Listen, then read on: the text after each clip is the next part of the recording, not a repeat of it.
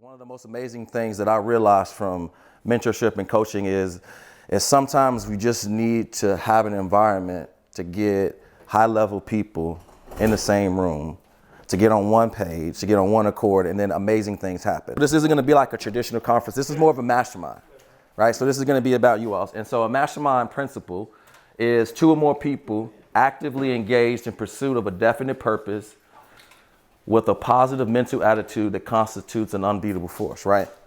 To be, what that means is you need to have a purpose, right? And when you have focus in regards to that, you become an unbeatable force. And so the thing that we're trying to figure out is what's your purpose and what's your goal? And no matter what stage you are at, you always need to be redefining, right, what these things are for you at all levels. Right? What's your A to B, what coaches use? Where are you going? What are you trying to achieve? Along the road, that gets kind of messy. And so the theme of this mastermind is called retreat to attack. So we're coming here to retreat, to refresh, to regain, to refine, to reset, recommit. But the whole purpose of this is to retreat to attack. And so that's our goal. And so one of the R's for this retreat is to redefine. What are you trying to do? What is the big opportunity that you have your eyes set on? Coach Burt always talks about level 10 opportunities.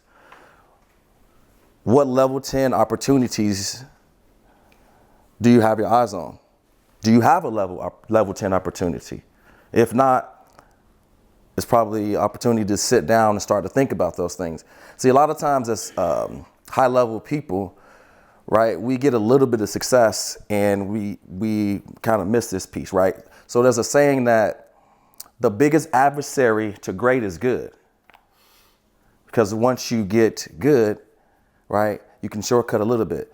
You don't really need to pick up the phone every single day if you got appointments coming in.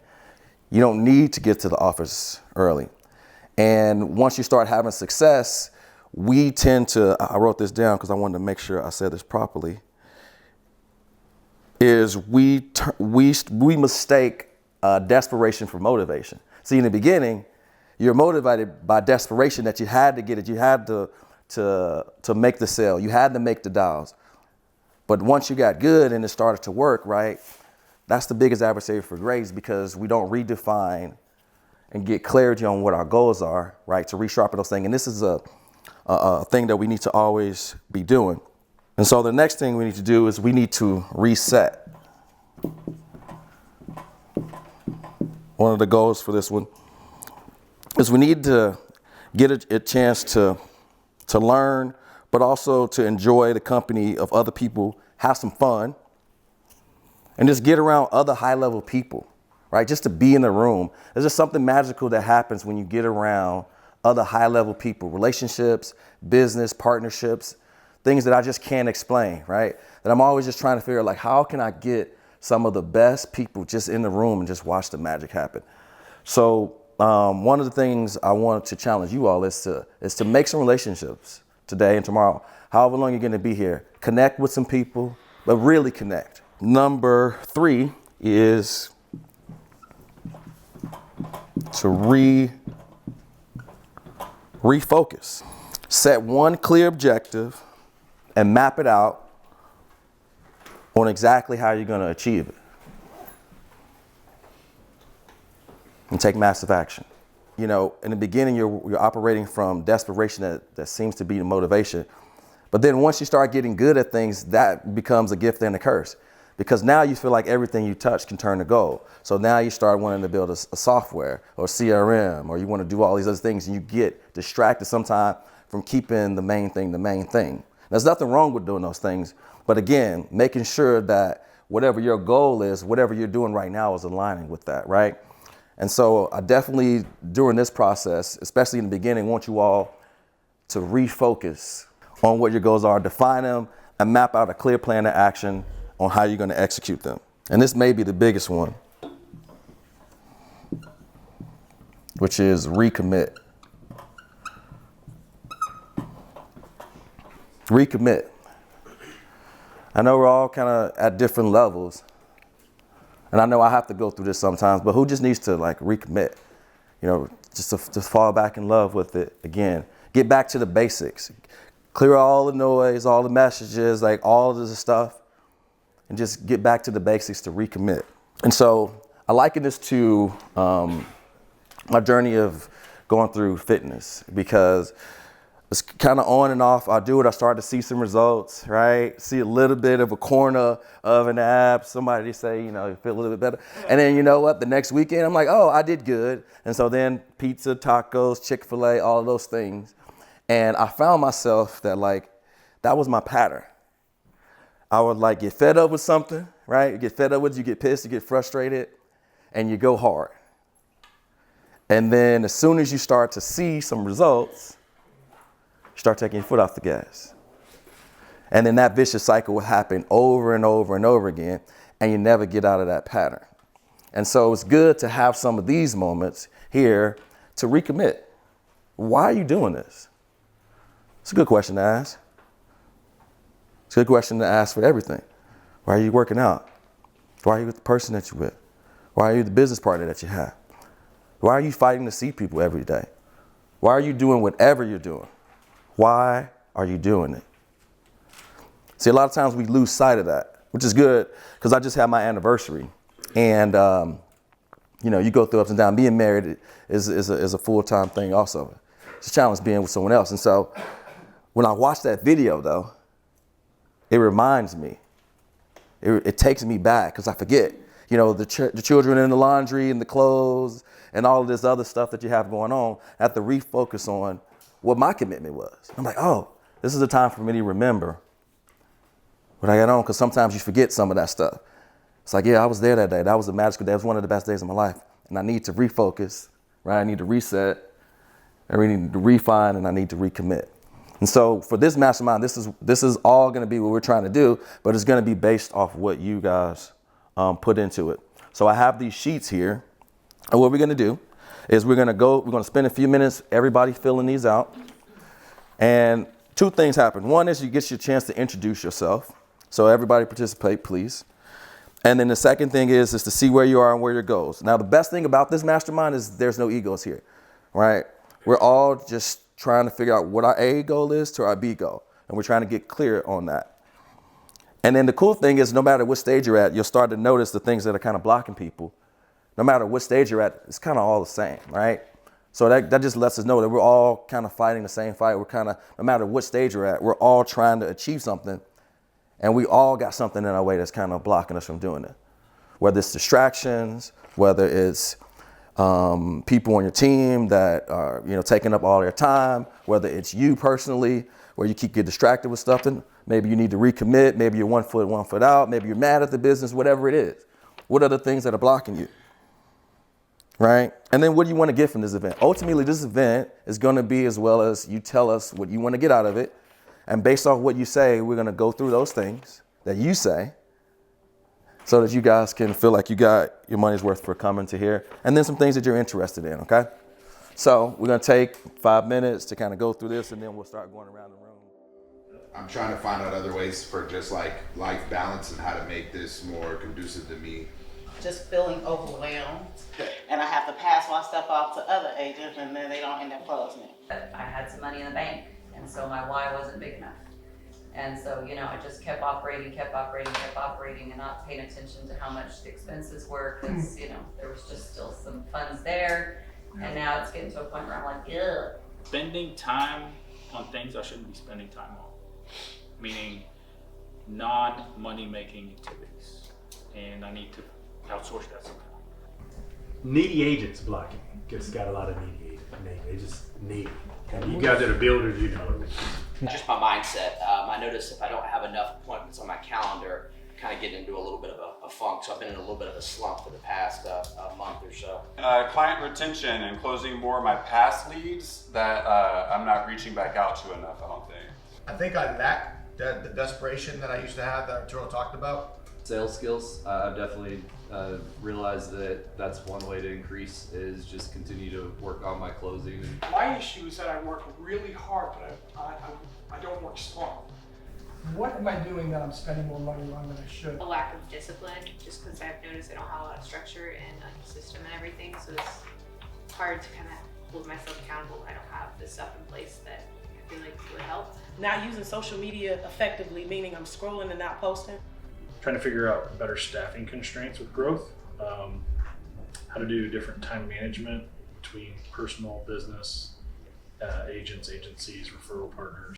So, yeah, a couple of things that I noticed from listening to everyone. I try to find the 80-20, and I put check marks by a couple of things. And the number one thing, number two, and then number three, follow up was number three, time management and focus, right? And so I understand why everybody is here as well, because that's like, I'm more of a high performance coach. I realize that, and specialize in the leads to get you all's attention. But again, that's not the thing that's holding you all back. It's all the other things that are distracting you guys, that's keeping you from your goals. If we just simplify it to that. And so ruthlessly this morning, we're going to start talking about, we're going to identify the things that are blocking you, and we're going to talk about ways that you can eliminate those things. The way to focus is most people just try to like, oh man, I need to focus more, I need to focus on. But you need to do it in the inverse, which is you need to figure out what the distractions are, and you need to remove those. See, the opposite of distraction is focus. If you remove the distractions, it now gives you the opportunity to focus, if that makes sense. So this morning, what we're going to do is, after I tell my story, is we're going to talk about all the things that are blocking you, and we're going to mastermind and talk about the tools and things that other people have had success, so that you can start to have a game plan to knock those things. So if we get rid of those things, right, now you can focus and hit your goals. Does that make sense? I transitioned from being a life insurance agent into consulting from 2018. So I originally got licensed back in 2004, and I was working at the Hilton downtown Nashville. And young lady was one of my friends, Miriam, came in, and she had on like the lady business suit. And I just looked at how everybody looked at her, and I was like, man, I wanted people to look at me in that manner. So I was like, oh, hey, what do you do? And she kind of told me, but she kind of didn't. And she told me, yeah, well, we're having, in Belle Meade, got an office over here, across from this Kroger, I got an office, Candy McIntyre. Come to this meeting that we're having on Monday, and it's like informational, and you can learn a little bit more about it. So at that time, I went to the meeting, and they were telling me about all this money I can make, and you can sell something once and make money from it over and over again, like all these things. And obviously, it was a recruiting meeting to sell insurance at the time. And this was with Aflac. So the funniest part of that story is Christmas Eve of 2004, I went to go and take the test. Now, I didn't study for it. I was just excited about making money. So I drove all the way to Chattanooga to take the test, and I failed the health portion of it. And so I'm like, okay. So I get back, and I think for Aflac, you could only, the main things that they sold was the cancer policy and then the health stuff, right? So I'm like, I passed something. I'm like, can I sell something? Like, well, the main stuff you can't sell. And in Tennessee, if you fail the test, you gotta wait 30 days to take it again. And after 3 tries, right, like you're done for a year, right? Am I right on that? You can't take it for like a year or something like that. At least it used to be that way.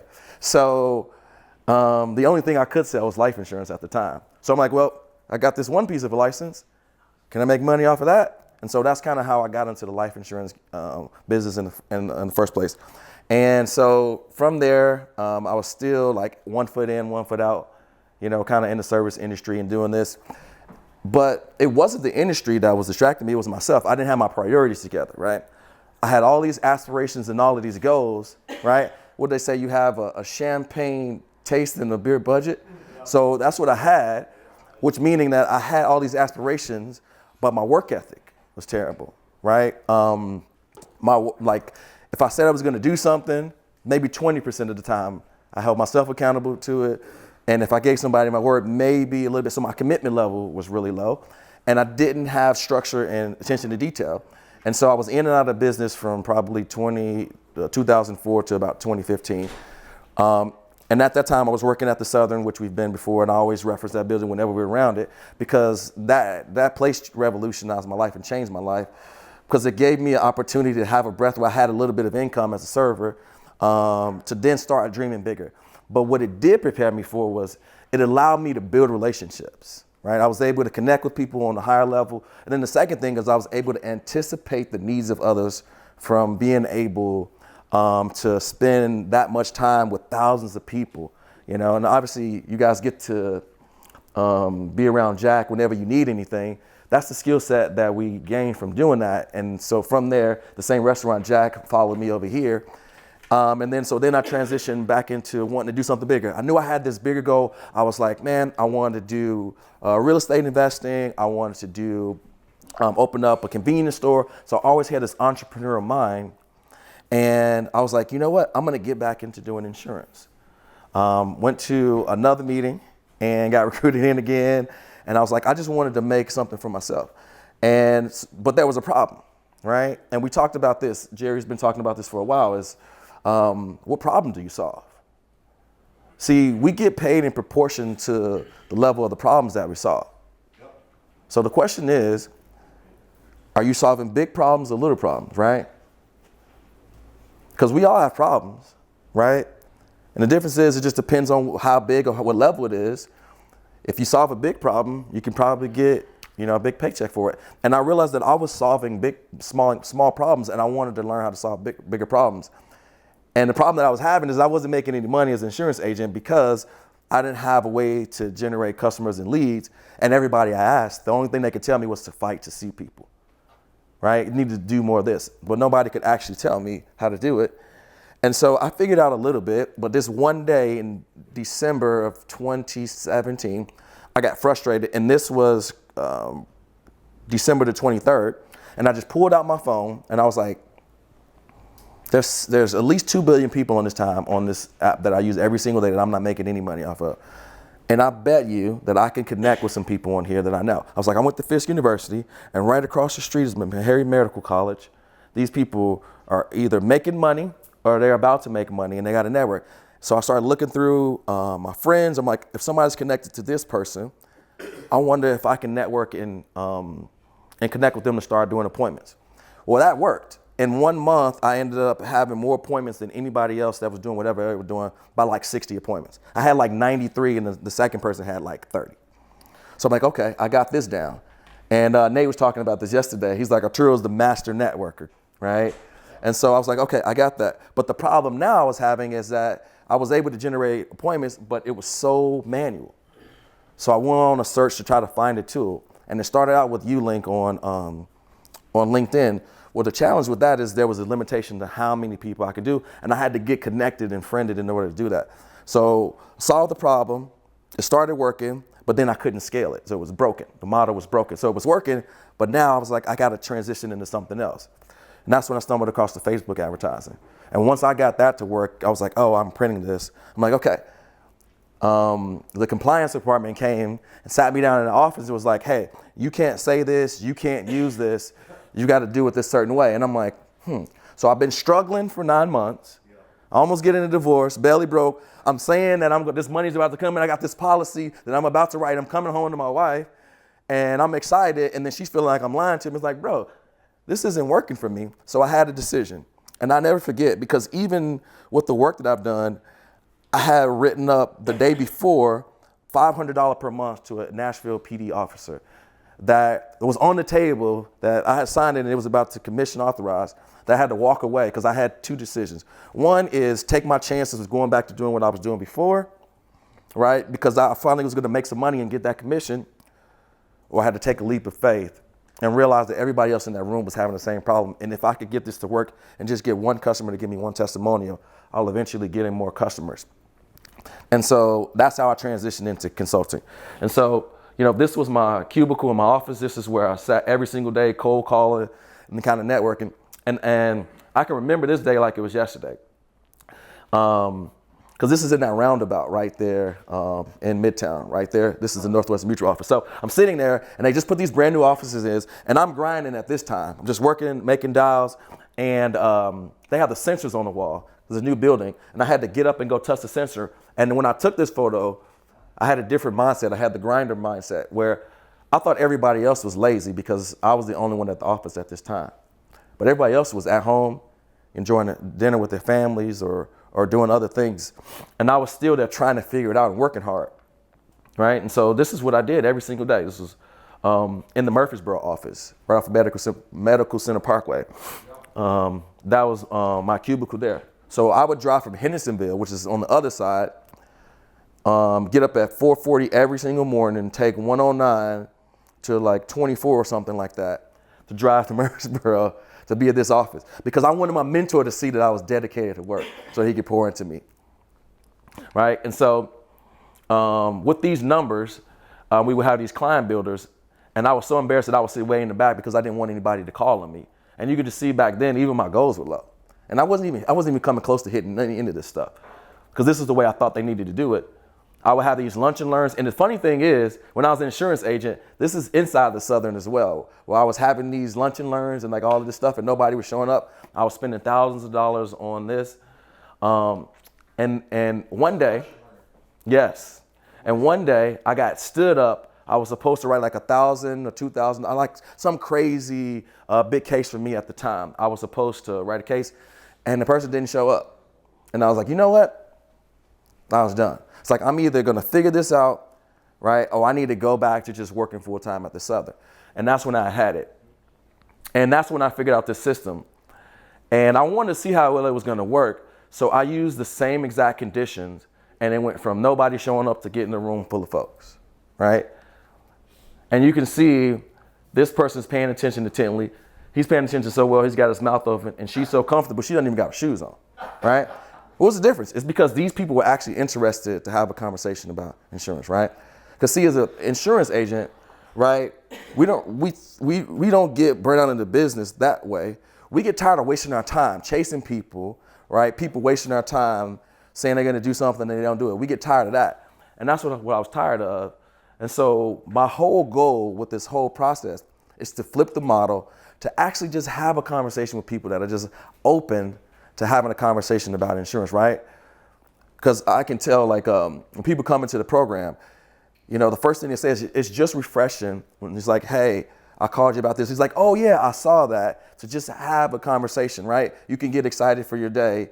I know all the other stuff comes in, but it's completely different to when you call somebody and they hang up on you. And you've done all your mindset, worked out, listened to some Christian music, you went and ran, you did whatever you needed to do to get pumped up, and the first person you talk to is just bam, right in the face, right? Now you find the dishes to go do or to cut the grass, so you start checking emails or working on the CRM, right? So I wanted to resolve that problem to create some momentum. And that's when I cracked the code. And then in 12 months, that's when I transitioned into doing this, and that's why everybody's here. So that's kind of the backstory of how all of this developed, for sure.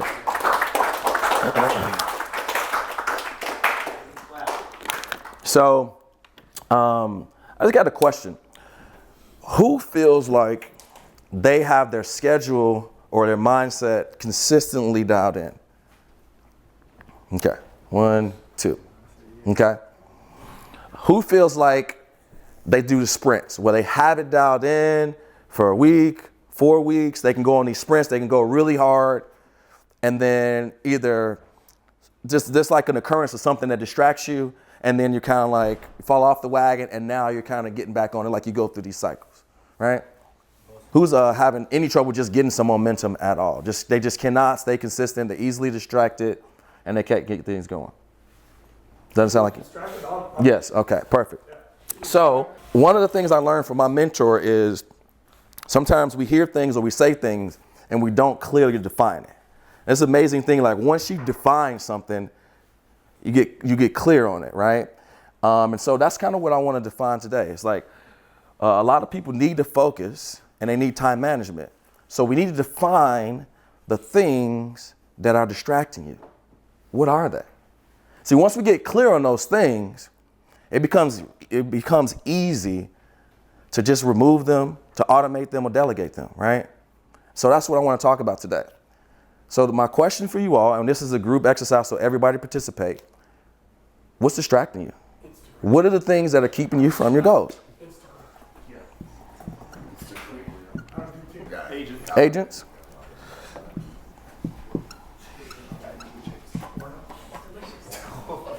What's distracting you? What's blocking?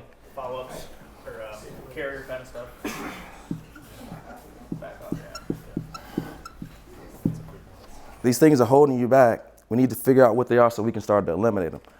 And again, I talked about this before, but just so you can understand this. So these things right here are like logs, right? And we got this fire right here, this campfire. And we're all sitting around this campfire right here, right? And this fire right here is your money or the goals or your team or whatever it is that you're trying to achieve. And these things, these logs right here of distraction are covering up this fire right here. And we need to take these logs, right? We need to figure out what they are, and we need to put them on this fire and we need to burn them. Does that make sense? Yep. So that's what we're doing today. So. I think my biggest thing was fear of success, believe it or not. Yeah, fear of success. Because it sounds stupid, but, your whole life, you think you're gonna be somebody or be, learn all these different traits and skills and everything else, and it's like you kind of like almost doubt yourself, like, am I even worthy of it? Yeah. Some of you may not resonate this, but even like at my community, it's the opposite. We call it the legacy of poverty. Like you start to get successful and get rich, and you feel like you're leaving people behind. It's also a challenge that it's like a barrier where you don't want to kind of look. See, these guys not in the head. It's like, dang.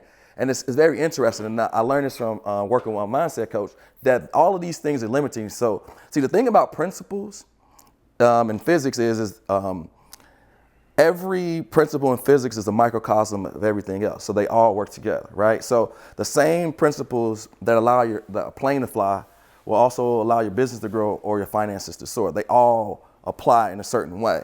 So whether you believe in a principle or not is either working for you or against you. So what we're trying to do is we're trying to identify this principle here, which is focus. The best way to focus is to eliminate the distractions and the things that are blocking you. So that's what we're doing here. Okay, expectations. Perfect. Self-worthiness, right? Comparison. Put that here. Or ego. So I'll give my philosophy on eliminating all of these and how I think would be a best practice in what I use. And then anybody else that has ideas, we can kind of chime on this. Again, this is a mastermind, right? So I'm here, like, you guys are the hero of your own story. I'm just here as the guide. Again, remember, we put you in the room. So you guys are all full of dough. So we all know what's best for us, right? Like, none of this is new under the sun. We're all coming together, realization that these are things that we have going on. So I'm just gonna kind of highlight the spots on things that you can do. You write those things down and start to implement those. Because see, the biggest thing that most people do, especially in the insurance business, we go to conferences, we consume a bunch of stuff, we write a bunch of stuff down, and we get back to the house, and we don't implement none of it. So,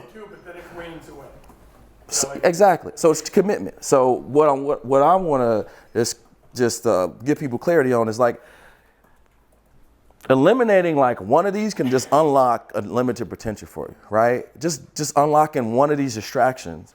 Because what happens is once you do one and you realize that one is the way you do one thing is the way you do everything, it starts to compound just like anything else. For example, all he said is he just works harder than Tim. It's like, dude, you get up. And a better looking. Yeah, right.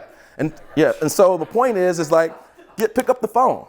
It's very funny, whenever Jerry gets frustrated, something's going on in his business, at the end of the day, you know what he does? Get back on the phone. Put in the work in, getting back to the basics. At the end of the day, action and activity is pretty much can equalize a lot of the things that we have. Now, it won't fix everything, but that's usually the solution to our problems, right? Is we need to get back to it. Okay, so Instagram. Is Tim the only one that has kind of an issue with the social media being a distraction for him?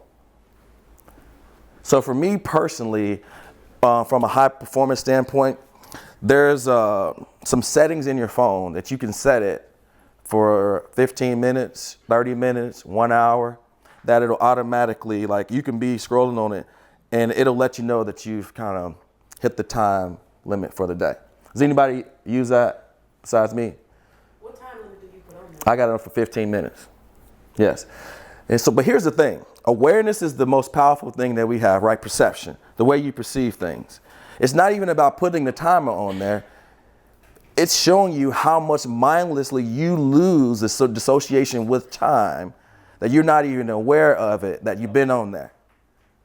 So that's the thing to bring to your consciousness, how you can get lost, because it's like gambling. See, you may get out of there one time with the social media thing, but it's impossible. It's the endless feed, it's the scrolling, it's like the casino effect. It's like pulling the lever, right? Dopamine. You just end up scrolling and you get lost in time. You don't even know how long you've been on there. And what the funny thing is, you'll get mad at the time limit popping up because you were just like in the middle of a reel and you're like, damn, that's been 30 minutes. And you'll be surprised how fast 30 minutes will go, right? And so we're not even aware of how much time we're on this thing. So let's see, I don't even know where to find it, but it's on here somewhere where you can go to this thing called screen time. So all I want to know is who has never looked at their screen time ever? Just to know. Just never looked at it. I got mad at it. Okay, so pull your phones out. If you got an iPhone, it's on. This is the only way I know iPhones. Pull it out and just look at your screen time. Just look at it. Data doesn't lie. Open settings, and then when you open it, it's right there. Well, you got an iPhone 4, so I don't know if it's going to work for you. Yeah. Yes. But you can click the screen time, right? So when you say you don't got enough time in a day, you don't have all these things, this one says that I average 9 hours and 15 minutes. 2 hours and 2 minutes. Right. And here's the thing. It gives you a breakdown on apps and everything. So if you want to know what your biggest enemy distraction inside your phone is, it's going to tell you right here. And the cool thing is in the settings, there's an app limit that you can set whichever one you want. See, the challenge is it isn't that we know some of these stuff. Like, it's either you know or you don't know or you don't care, right? So if you don't know, cool. Now you do. Right? And then the thing is if you see it and you still choose not to resolve it, this is the thing that's kind of holding you back. Again, it's about taking action. You see, when you put this limit on here, when you're aware of how much time is taken away from you, man, you could be doing so many other things. You could be spending time talking with your partner. You could be taking your dog for a walk, right? You could be spending more time with your kids. You could make that one phone call to a friend you were supposed to call, but you're just liking their photos. This is taking so many things away from everything. It's another reason why I like having these events, because we're all working remote so much. We get like, someone like, I don't know what the definition was, but it's kind of like Stockholm. We've gotten used to being separated and being in our own box. And now we come up with excuses not to go and do things, right? Well, it starts with the awareness of the thing, because you can limit it. So a lot of times, the addiction for this thing is like, even if it's still in the room or it's there, right? Like you can get to it. Like sometimes you got to put it in the other room. Like you ever know, like these things have us so trained that you can be in a full-blown conversation with somebody and they'll look down at it and they'll stop listening to you and do it. But that's not the most amazing one. The most amazing one is you're the person talking. You're having the conversation and you're like, yeah, man, so I just went over here and I talked to this person and You're looking at your phone, yeah. and you start doing that. This is a distraction, right? Attention span. So it's really like it's a muscle. It's a practice. It's like anything else. It's not like a one-time fix. It's like you're always trying. It's like weeding a garden. You're always trying to remove these distractions. Remember, who's on ladders and snakes and ladders or whatever? You're always trying to remove these trap doors, right? It's optimal efficiency. We're trying to optimize ourselves. So set a limit. Let's say, okay, I've got a 30-minute limit. It's intentionality. Everything is about intention. I'm going to post what I need to post. I'm going to map out the post I'm going to make. And then I'm going to spend 30 minutes on it. Or it's like, hey, after I'm done with work at 7 p.m., right, I'm going to go back and respond to the post that I made. See, what happens is we give ourselves an excuse to just endlessly do it all day long. And see, what happens is you're on there for 5 minutes this time. But then what happens is you see something controversial, and you start reading the comments that time. And then it stirs up, and then you have a conversation about it, or you see it somewhere else. And then 1 hour the next time you're on here. and this thing just continues to expand. The biggest commodity, the biggest resource right now is attention. All the companies, everything is just fighting for your attention. You got to stand guard at the door of your mind. Stand guard at the door of your mind. You have to fight for your attention. See, now, my friend had told me this for my 40th birthday. See, now we're online so much, we have to fight to get off the line, to kind of just rest. We're always on. And then, especially if you're in front of these computers, it's kind of like if you drink a bunch and you hungover all the time, you just kind of get used to it. And then you try to take a couple days off and you feel good and you realize how great you feel. With these computers and things, we're always at a higher level of stress. We just don't realize it because we're always in that state. We've lulled into that state. Because look, I mean, just look at it. Got the watch, got the iPad, got the phone, right? It's all pinging to us, so it's consistently, and that's all stress on our nervous system, and it's affecting our attention, man. These things are powerful, for sure. So you can use social media for your business, but you just have to be intentional with it. And just knowing that going into these things, if you don't have something set up, you're going to lose. It's designed to be addictive, right? So, all right. So I'll go down this way, but these are all kind of the social media stuff, so I'll just kind of go through this. Comparison. The number one thief to joy is comparison. Just think about it. The moment that you compare yourself to somebody, you've already lost. You're in an inferior state. You're comparing yourself. The reason why it's not fair is because you immediately disregard everything that you have and value this thing over here. It's a very toxic behavior. And again, it's a muscle. It's an awareness that the moment that you start to compare yourself to someone, you already lost. You put yourself in an inferior state because of what he has. I stopped looking at what I have, right? There's a passage in Genesis that my mentor talks about, is that it wasn't that Adam and Eve got tricked out of their spot. They started looking at lack. They could have any and every tree in the garden, and the serpent got to them to look at the one tree they couldn't have. So instead of looking at the abundance, that all they could have, yeah, you can't eat from that one. That one right there. Don't eat off of that one. But that's not even the crazy part. They had to walk past every other tree to get to this one tree. So they walked past any and everything, all the abundance that they had, all the fruit, everything, all the dominion that they had to look at the one thing that they don't have. So when you kind of get aware of this, it's like, am I doing that? Why am I worried about the one thing, the one good moment that they have, the one highlight that they have? And so the comparison, that's the thief of joy. So that's one of the things. It's like, why compare yourself? You're one of one. You're seeing highlights of their life for like a split second. You have to realize that that's not reality. See, the other thing about social media is that it suspends belief, just like watching movies. So we get into this realm. See, social media is a business, but not only is it business, it's show business. Okay? So you have to just be aware of that. And stop comparing yourself to other people. First thing I would say is just get good at something. Step your game up, work on yourself, get better at something. And the more you focus on you, the better that you get, you start worrying about that. Nobody can be you, and you can't be anybody else. So why would I spend time focusing on that? It just makes sense, right? You're uniquely and wonderfully made, and you can do anything you put your mind to, and you've been given the willpower to do it all. So why spend time wasting it on this as opposed to doing something amazing, because you're all capable of doing it, right? Nothing stopping you, nothing specifically stopping you from it. It's just that we got these distractions that we're allowing to creep in. Is that making sense? Self-worthiness, right? This is one of the things that nobody talks about a lot, right?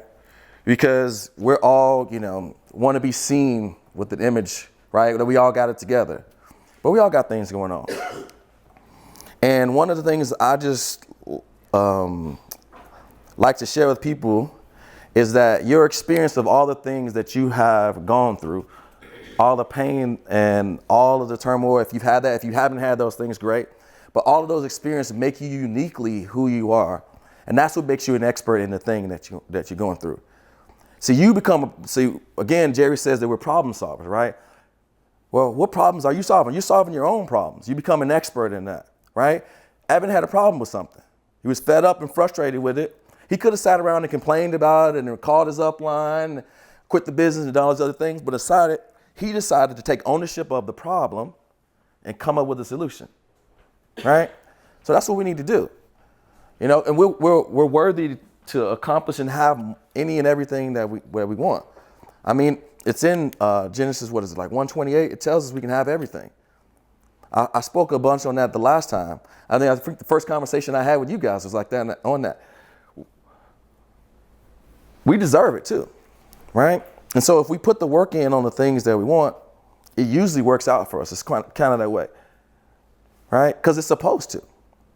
So don't compare yourselves to people, right? And in the moment that you do, be aware that, why am I comparing myself to them? What are the things that I have? And the biggest way to get out of comparison is because the brain can't do two things. Is the moment that you get into comparison or getting down on yourself or start to get into this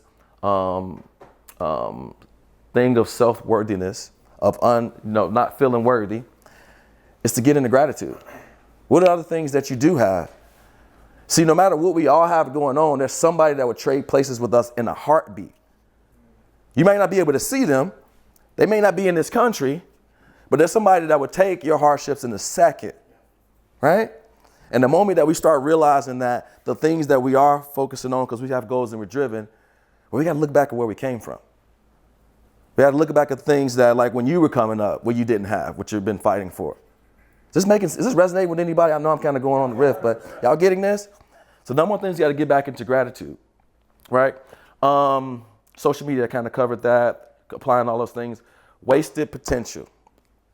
Good to great, right? Covered that a little bit. Getting ready to get ready. I'm finna do this. I got all these big plans, right? One of the things that I try to do a lot now is I don't talk about something until it's getting accomplished. All right, and if y'all have followed me at any point since it's been a year, y'all can see my trajectory and journey where it's just like stuff starting to pop up. I'm intently focused on my goals and making sure that I've got a clear path. And either if I don't have the resources to do it, I'm trying to find somebody else to help me with it, or I'm trying to get around somebody that's going to help hold me accountable. See, one of the things that we kind of lack with the ego part that somebody talk about is sometimes we need to get around some other people that are doing bigger things than us, but also tell you, hey man, you need to get it together, bro. You need to step it up. You've been slacking a little bit lately, right? Somebody to hold us accountable, to get in the room, and then also investing in ourselves sometimes. Sometimes you got to get out of your echo chamber and invest in some things outside of the normal things that you have going on. You know what I'm saying? And then wasted potential is like, if you say you're going to do something, do it. Period, point blank, end of story. Bond is your word is your bond. If you say you're going to do something, commit to it. And if you're one of those folks that are very nice and you always end up committing to something that you really don't want to do, you wholeheartedly end up adding a bunch of things to your plate. And so now you're stressed because you're doing things that are wasting your time that you don't really want to do. Stop doing that. And if you're like, oh, I don't like telling people, no. The easiest way I do to politely bow out of that is like, hey, I've got some things going on right now. I'd love to do it. But let me get back to you, and delay.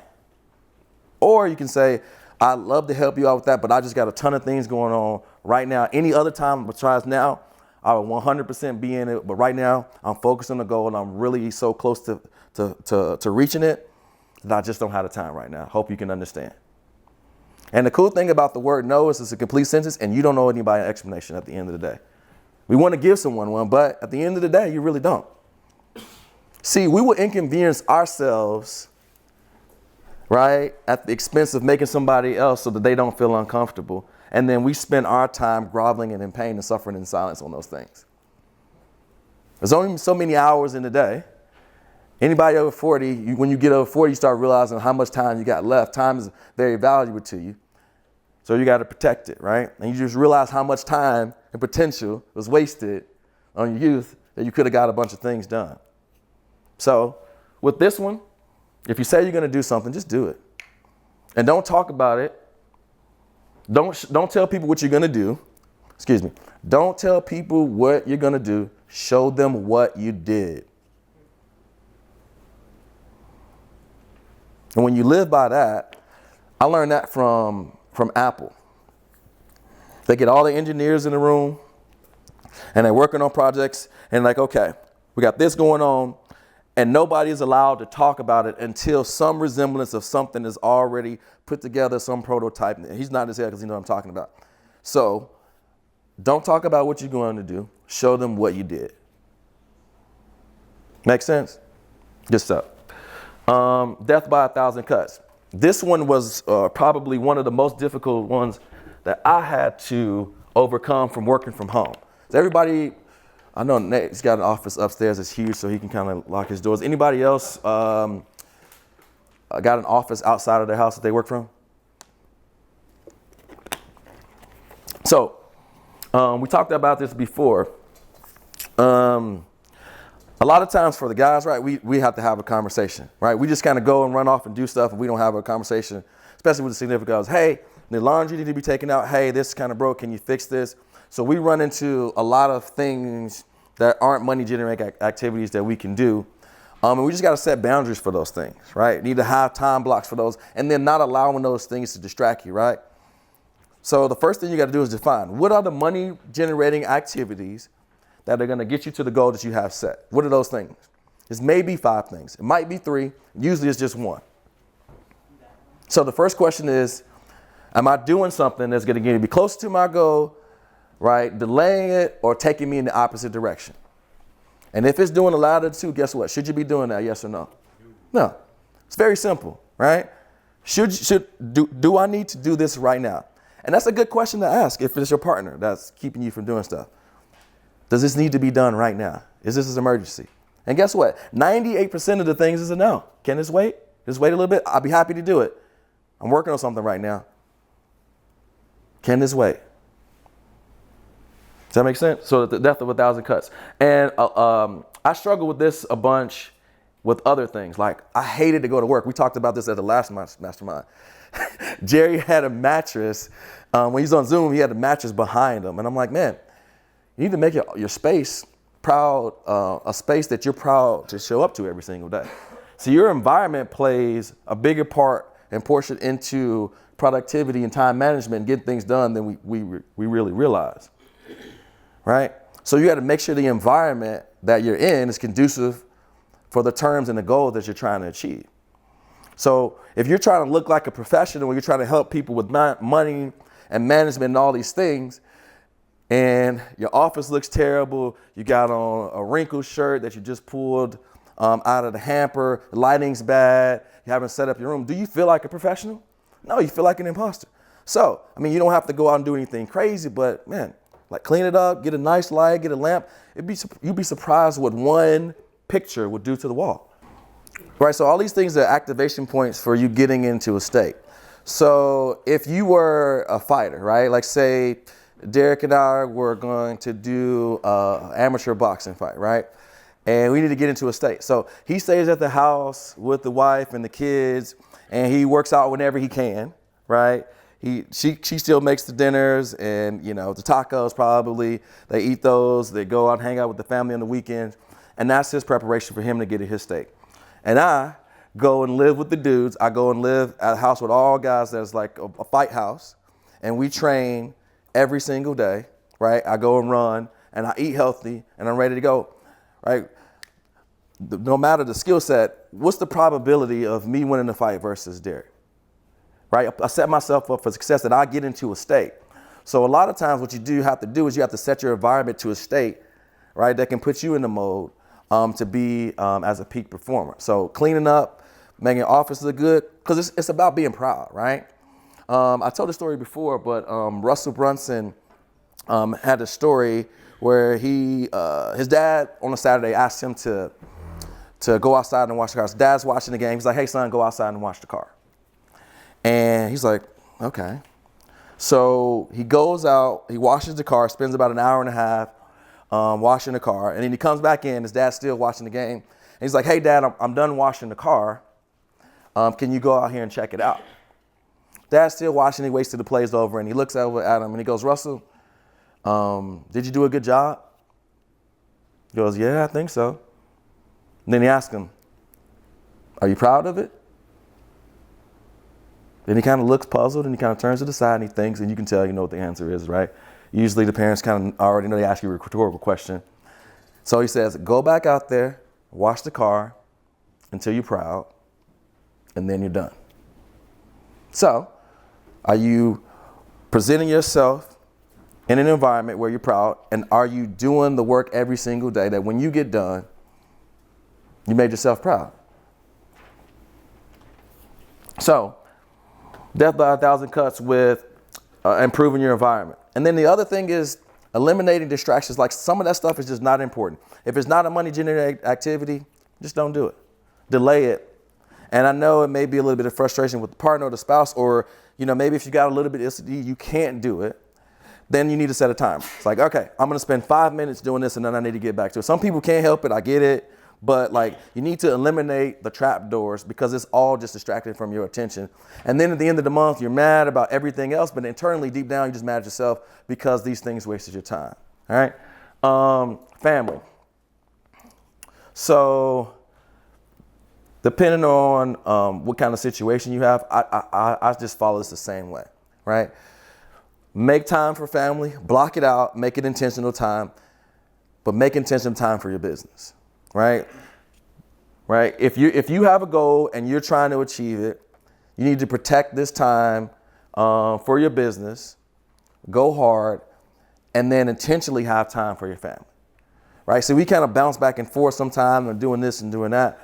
But sometimes family don't understand what you're trying to do. See, we're all driven people, right? We got this vision in our head, and they know you just as the husband or the spouse or nephew or whatever. They're never going to not see you through that lens, right? So they don't understand it. And we're all driven people, right? We can have the most success and the next day we can just feel like we haven't done anything. We're just driven people trying to get to the next level. So they don't understand what we're trying to achieve. But there's two schools of thoughts on this. Number one, you don't really owe anybody an explanation of why you're trying to have success.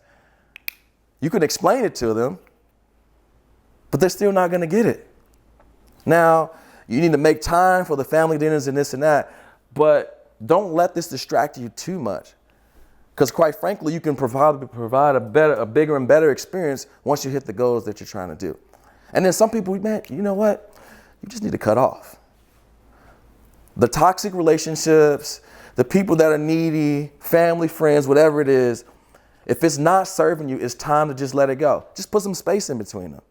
Delay the text, delay the phone call, delay the next occurrence that y'all gonna meet. You know these people that you pick up the phone for that you feel guilty about, you pick up the phone, but after you talk to them, you're so drained. You need to go to happy hour, you need to go to the gym, you're done for the day, you need to go on a walk. You just start cutting those people out of your life. And I know that seems very harsh, but if it's not serving you well, why would you keep doing it? Why are you allowing this to drain you, all right? We'll get to agents and carriers because I know there's some people that can speak on that. Boundaries, man. Just have the boundaries for yourself. It's an easy way to communicate that when something's not for you, you're not feeling that. When you communicate that, people respect those easily. We make up these stories in our mind or how it's gonna go, and it's like, hey, man, I know what you said thought was funny, but I don't really play like that, man. I know you were just trying to be funny, but that's just not my thing. I just don't want to communicate that way. It's not rude, but it's just a boundary, and that's like one moment that something can be awkward, but everything can be communicated in an easy way to have boundaries. And that's in going back to the family, but also in your business life. Have boundaries for when you set time for things that are outside of work. When you really start to structure your life in a specific way, you have more time for the things that you need to do, which then gives you more time for the things that you want to do on this other end in your lifestyle. Jensen Chero says that if you give somebody 2 weeks to do something, it usually takes them 2 weeks to get it done. So if you intentionally block these things out on your calendar that this is work time, this is non-negotiable, you can usually get it done. How long does it take you to dial 300 leads? If you just like sit down, dial the phone, Elvira, just real hard. 2 hours. Why does it take people all day then? Because they got all these other things and excuses and distractions in between that. Could you do your dials, make your 3 sales, right? Do a couple appointments, make some sales. And like if your quota was 3,000 for the day, how many times you sat down and done that first part of the day and been done? So if you just blocked it out and did that, now you got the rest of the day. If you could, if you wanted to, you can go and do whatever you did. We're dragging this thing out too much. Does this resonate with anybody? For sure. I mean, we all doing it, right? So it's like one of those things. Personal health. So on this end, health is wealth, okay?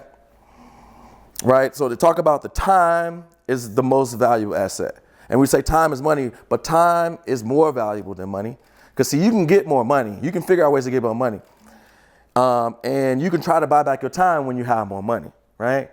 But if you lose your health, they ain't coming back. Take care of yourself mentally, spiritually, and physically. See, you guys are pouring into cups every single day, all day long. So your cup's gonna run out. So you're too busy filling up all these other people's cups. And my question is who's filling up yours?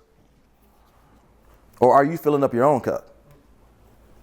And see, when you're going up and down like this in love and hate and up and down in this thing, it's because you've given so much of yourself or your energy or your mental capacity that you can have a breakdown. It's because there's nothing else to fill you up. But just like when you're on the plane, the first thing they say, in the event that something happened, we're going down, you got to put the oxygen mask on yourself first. So we have to try to figure out a way to incorporate some time for you to have some self-care. But back to the personal and the health thing. Sitting at the desk is the new smoking. I don't know if anybody's heard that. Has anybody else heard that? So you realize you're sitting there, getting stressed, sitting in front of the computer with all of these lights and like all of this stuff. And now we're not active and we're sitting in this posture position and like all of this. We're not getting sunlight. We're getting all these weird things. Advertisement, we're getting overstimulated, like all of these things that we don't take into a factor because we don't know enough about the technology. It's moving way faster than we are. I mean, our brains are still old, right? Everything around us is advancing. We're about the same. 7 Habits of Highly Effective People, that's timeless, right? The 13 personalities, right?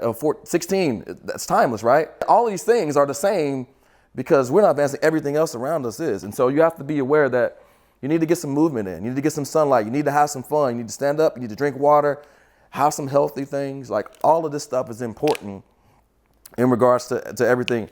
Because if you're not feeling good, you're not going to be in the right state mentally, which then you're going to make different decisions. See, one of the biggest things you have to realize is that as entrepreneurs and life insurance professionals and financial professionals, that you are decision-making athletes. You only get so many decisions to make in a day. And if you haven't built up a muscle and you haven't trained yourself, you're going to either make a bunch of good decisions or you're going to make a bunch of bad ones. There's only so many that you can make, and that's because you only have so much willpower in the day. And if you're not in a good state, right, you're not getting good sleep because you're staying up all night, you're not eating well, you're sitting at the desk, you got toxic people in your life that's draining you, you're not keeping your commitments, so now you got self-doubt because you know you're not living up to your potential. Like you got all of these things working against you. How are you going to have success? It's almost impossible, right? Fear of success. So the only question I always ask myself is, why not? Why can somebody else have it? Why can't I? What makes them so special? I mean, do I not deserve it? If I put the work in that they put in, why not? If my goal is to help people, as a byproduct of that, that's just what comes with it. So why don't I switch it instead of worrying about the success part, which is about me? Why don't I focus on trying to help everybody else get what they want? Because then that inspires me to do what I need to do, make it about them. And as a byproduct, I get a little bit of it. That's more rewarding, right? Anybody that's got a team, yeah, you can make a sale, but how much more awesome is it when your team wins, right?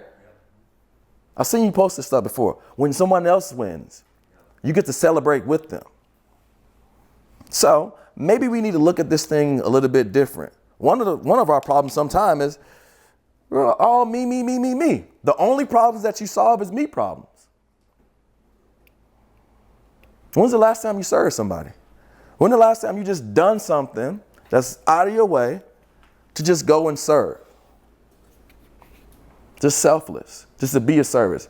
And you know what's crazy about that? When you do that, you're going to feel way better than anything you could have done for yourself. And karma will kick in. Yes. As a byproduct of it, it's funny how that works, right? So, a lot of times, I don't call this the fear of success, it's the fear of service. The only thing you're trying to do is focus on your goals and get things for yourself. Me, me, me, me. I got me problems and me solutions. Does that make sense? Yep. Expectations.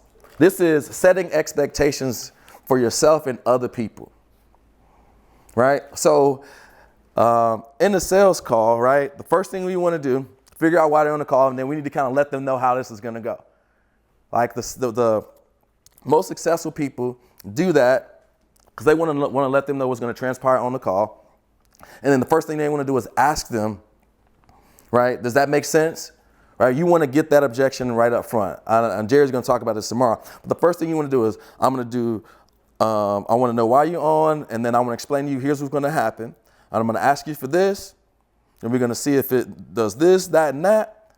And if it does, you'll be willing to move forward with this. Does that make sense? So the first thing we need to do is set the right expectations for myself. No matter what goes on today, I'm going to write down, I got a big 3 for tomorrow. I got a big goal. So what do I need to do tomorrow, today? I need to write this down, what I need to do tomorrow to get this thing done. Or at least take one step in the right direction. What do I need to do? And so I write this down, and under no circumstances am I done with work or answering emails or talking to anybody or responding to text messages or Slack or posting on social media until I get these things done. So now you've set right expectations for yourself to commit. And if those things are towards your goal, imagine doing that 5 days, 10 days, 14 days, 30 days. Setting the right expectations. And then with other people, we miss this so much because we're just busy. It's like setting the right expectations for team members, right? A lot of times what I like to do is if somebody texts me or email me about something in Slack, I always wait. I wait a little bit. Because 2 things are going to happen. One, they're going to figure it out themselves because everybody's got a computer in their pocket or in their hand consistently, or 3, right? And then they can ask somebody else. And the chances are if you wait a little bit, guess what ends up happening? We talked about this last night. They end up figuring it out. Hey, you know what? If you're in the home, right, or you're with somebody and there's something like, then, okay, hit me up. Any event that you have any other questions, you're more than welcome to reach out to me. But here's what I want you to do first, right? I want you to check this place first. I want you to check this resource here. I've got this here. Any event that doesn't happen, then reach out to me.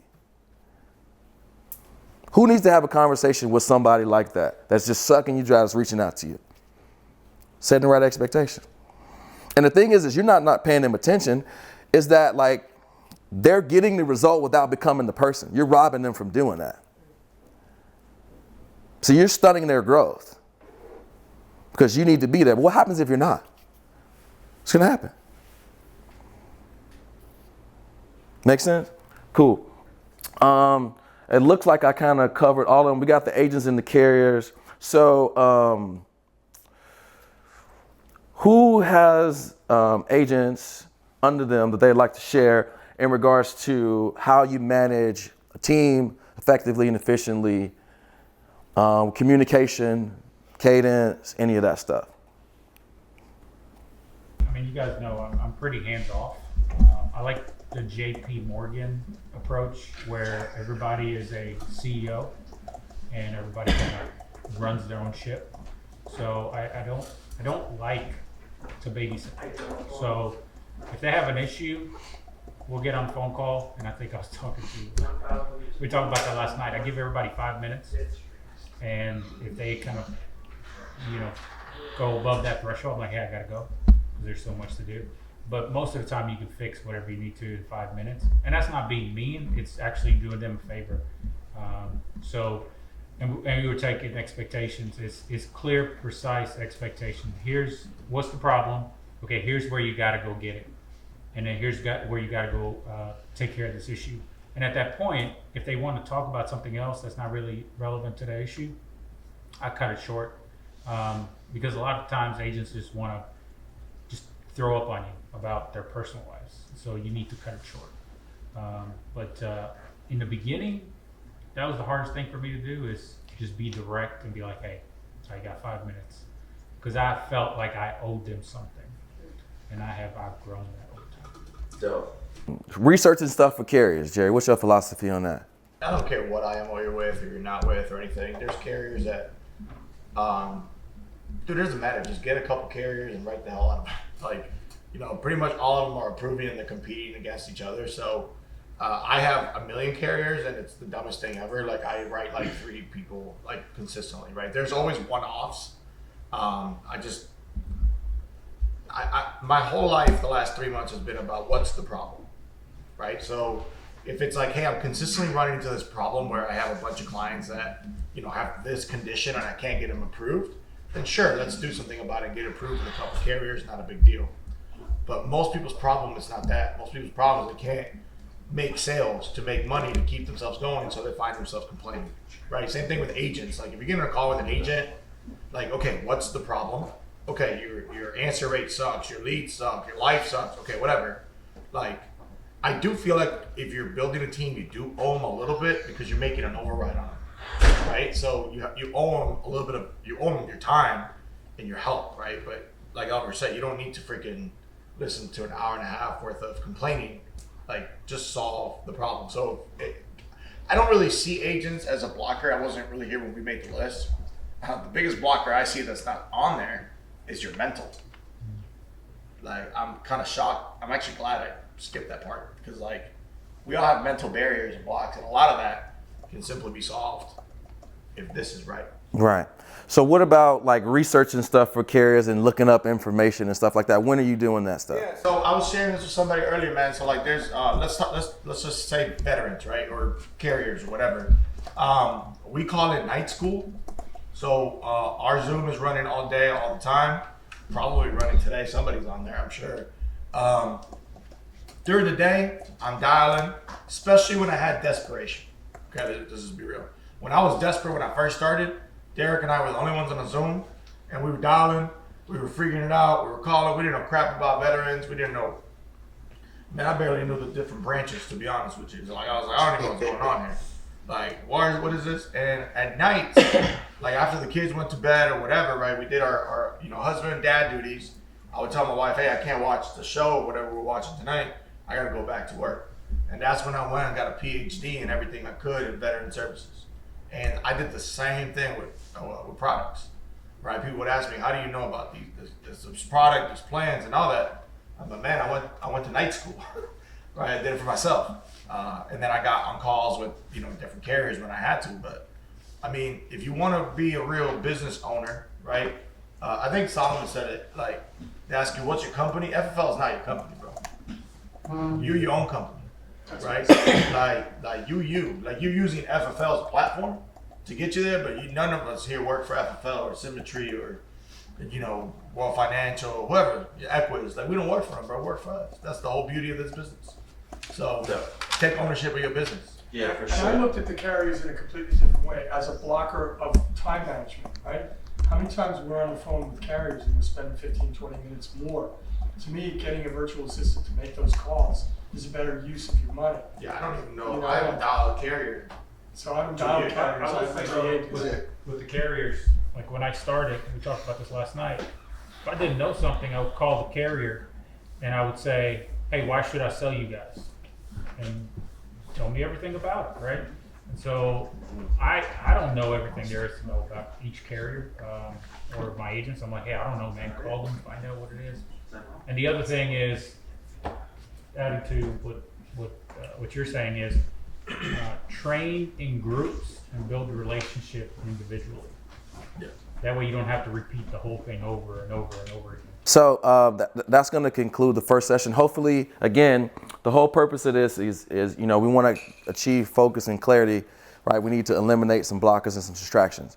So hopefully this was able to give you some insight on some of the things that are distracting you and blocking you so that we can ultimately have a ton more focus to hit our goal. Was this session helpful for you guys? Awesome. Cool.